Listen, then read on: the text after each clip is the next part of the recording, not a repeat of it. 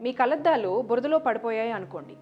వాటిని శుభ్రం చేసుకోకుండా పెట్టుకుంటే ప్రపంచం అంతా బురద బురదగా కనిపిస్తుంది కదా. కాగ్నిటివ్ డిస్టార్షన్స్ అంటే అలాంటి బురద కళ్ళద్దాలు పెట్టుకుని చూడటమే. అవి నిజాన్ని వక్రీకరించే మెంటల్ ఫిల్టర్స్. ఇవి ప్రతి ఒక్కరికి ఉంటాయి, కానీ వాటిని గమనించకుండా వదిలేస్తే అవి మన మెంటల్ హెల్త్కి చాలా హాని కలిగిస్తాయి. ప్రాబ్లమ్ని పెద్దగా చేసి చూపిస్తాయి. అనవసరమైన బాధ, సఫరింగ్ క్రియేట్ చేస్తాయి. అసలే లైఫ్ ఛాలెంజింగ్గా ఉంటుంది, దాని మీద ఒక ఎక్స్ట్రా లేయర్ ఆఫ్ పెయిన్ని అనవసరంగా యాడ్ చేస్తాయి. మన ప్రాబ్లమ్ సాల్వింగ్ స్కిల్స్ని బ్లాక్ చేస్తాయి. నువ్వు ఎలాగో ఒక యూస్లెస్ పర్సన్, ఒక వేస్ట్ ఫెలో, ఒక వరస్ట్ ఫెలో అని మనం అనుకుని నమ్మితే మనలో ఉన్న స్ట్రెంగ్త్ని బయటకు తీయలేము అండ్ ఎదురుగా ఉన్న ప్రాబ్లమ్ని సాల్వ్ చేయటం మానేసి సఫర్ అవుతూ కూర్చుంటాం. మన సెల్ఫ్ ఎస్టీమ్ని డ్యామేజ్ చేస్తాయి. మనతో ఉన్న వాళ్ళతో మిస్అండర్స్టాండింగ్స్ క్రియేట్ చేసి మన relationships, meaningful friendships, deep bonds ఇవన్నీ పాడు చేస్తాయి. గుడ్ న్యూస్ ఏంటంటే we can change them, we can tackle them. అందులో first step awareness. Spot the distortion. Distort the thought వచ్చినప్పుడు దాన్ని గుర్తించండి. తర్వాత దానికి ఒక లేబుల్ ఇవ్వండి. ఇది డిస్టార్టెడ్ థాట్, ఇది ఓవర్ జనరలైజేషన్ అని గుర్తించండి. ఒక ఎగ్జామ్లో ఫెయిల్ అయినంత మాత్రాన నేను ఒక ఫెయిల్యూర్ని కాదు అని మీతో మీరు చెప్పుకోండి. నెక్స్ట్ స్టెప్, ఆ థాట్ని సపోర్ట్ చేసే ఏదైనా ఎవిడెన్స్ ఉందా లేదా అని చూడండి. ఆస్క్ యువర్ సెల్ఫ్, ఏ విషయాలు ఈ థాట్ని సమర్థిస్తున్నాయి, ఏ విషయాలు ఈ థాట్కి వ్యతిరేకంగా ఉన్నాయి. నాకు దేవుడు చాలా దూరంగా ఉన్నట్టు అనిపిస్తుంది. I don't feel God close to me, నన్ను విడిచిపెట్టేశాడేమో. ఈ థాట్కి ఆధారాలు ఏమైనా ఉన్నాయా చూడండి.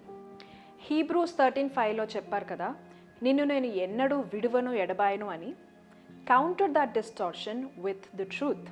నెక్స్ట్ స్టెప్, ఆ డిస్టార్టివ్ థాట్ని ఒక బ్యాలెన్స్డ్ థాట్తో రీఫ్రేమ్ చేయండి.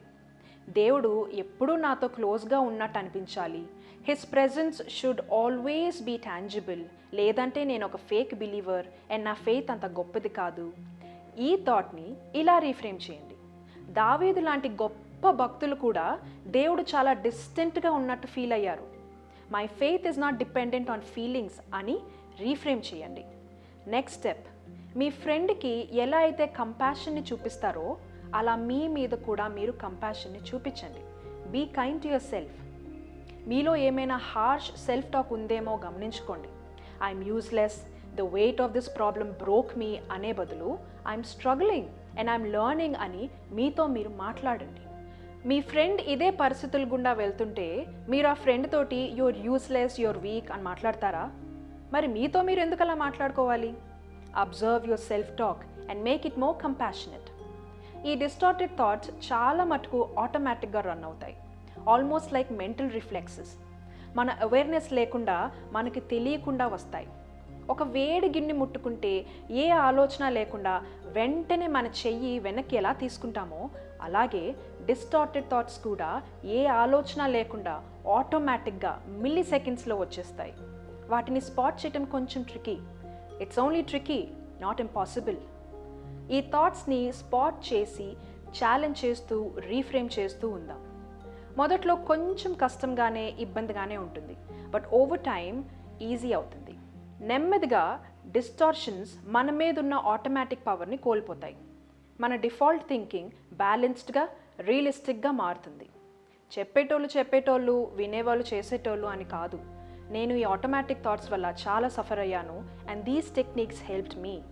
I hope they help you two.